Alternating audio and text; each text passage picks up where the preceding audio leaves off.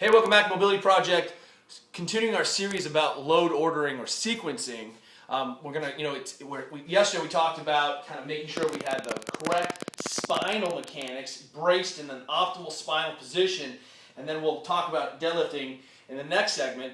But what I want to talk about today is, hey man, this applies to anything about the upper body. When we see disorganized upper trunk, then what ends up happening is we no longer control the hip. And we control the shoulder. And so if I break and tilt, man, that's a broken position. What we need to do is, again, achieve a good upright position first where rib cage is compressed. In fact, gymnasts talk about it as compression, pulling that rib cage in and down. Even Donnie Thompson gets underneath and he's like, get tight here. But what we're going to then see is how we create external rotation, which is the same thing as being able to squeeze my butt and organize, and how putting that shoulder in a good position, if I'm bench pressing, external rotate, puts that pec in a strong position. This is why I set my shoulders back in the back of the bench press. External rotate puts that pec in its best position. Now, when anything I'm talking doing something loading in the chest, that's really the pec ends up being the analog for the butt. And what we're going to see is Carl Pally on the camera for a second on the dip. And what I want you to see is how he organizes.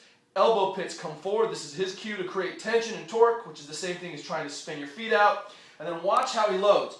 Forearm will be vertical. He'll load his chest much in the same way that we prioritize getting stiff, creating external rotation torque, the primacy of that external rotation torsion development first, and then loading the big engine. So this is what it looks like. Super gymnast. There is pocket gymnast. Here we are. Fresh from European tour.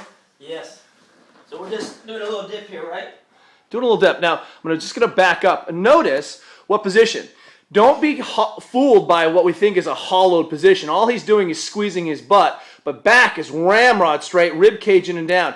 And notice that his elbow pits pointed very far forward, externally rotated. And so what happens now is he enters that tunnel of movement in an organized position. Oh, he tipped forward first, pec loads first, forearm is vertical, much like the shin. He stays tight and rigid throughout. One of the things we see, can you go ahead and cross your legs for us? And put your legs behind. So this is our typical dip position. Now look, he's immediately softer, and as he presses up, go ahead. Oh, he overextends. That's a broken position. No wonder we see that anterior shoulder translation that destroys shoulders. We want to be rigid, and I'll tell you what, we're going to do a sequence here coming up about making sure your pull-up rack is the right height and your dip rack is the right height. So one more time, Carl, so we can see that external rotation. Achieves a good position first. This is no different than squatting. Now he's organized. He loads forward.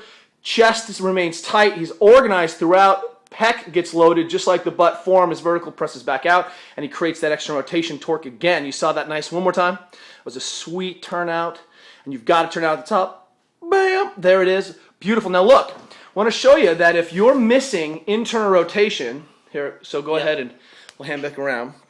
If you're missing the capacity to put that shoulder into a stable position, in extension, and that's literally what's happening. Carl's externally rotating and dropping down extension. If you're missing this corner, what do we see?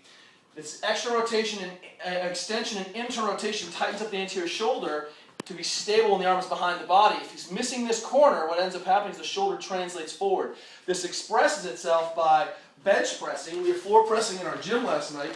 Is that I set up.